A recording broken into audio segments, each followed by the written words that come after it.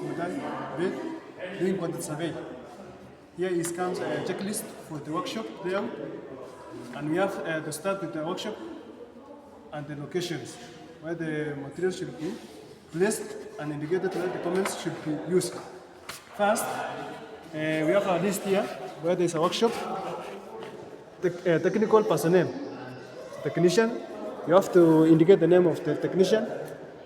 Then the technician should sign where they have indicated. Also, there's the name of for the supervisor. Supervisor indicates its name, and then he or she signs. Here comes an element.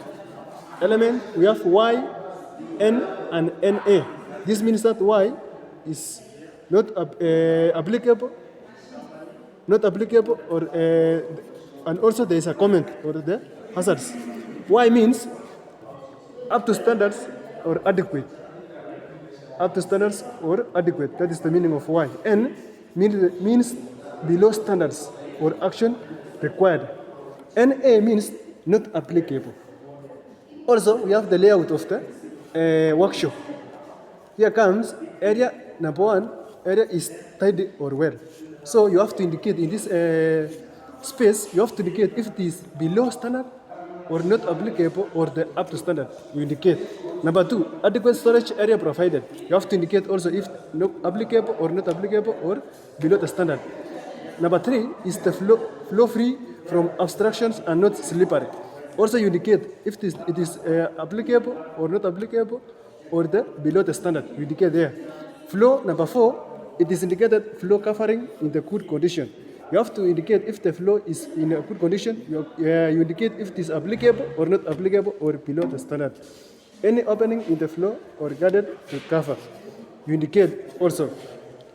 Hazards are sufficient for traffic.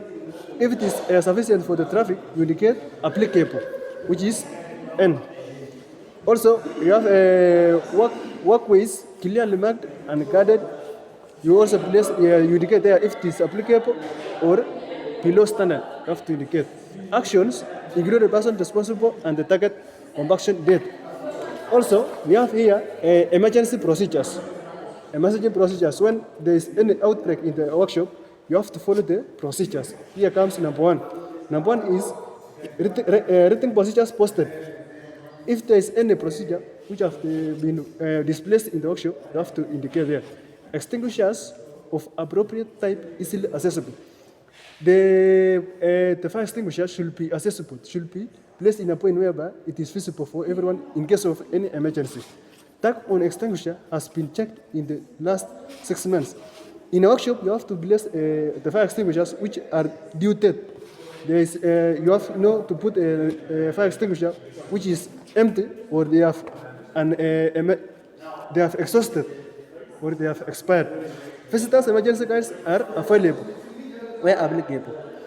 When the visitors visit the workshop, you have to indicate that, or you have to tell the visitors that this and this are in the workshop, where the fire extinguisher is, where the fire alarms is. You have to indicate all done. Alarm can be heard in the area if applicable.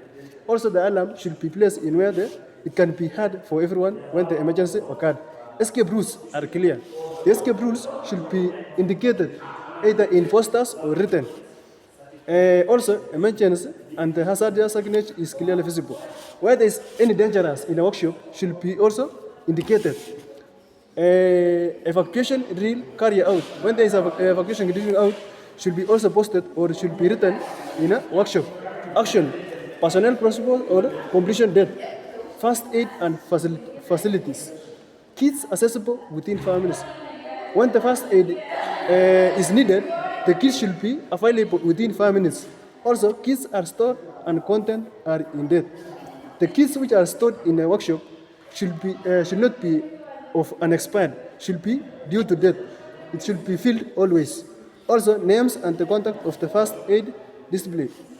The display kits should be indicated its name, date of expiry, and the manufacturing date, and then action.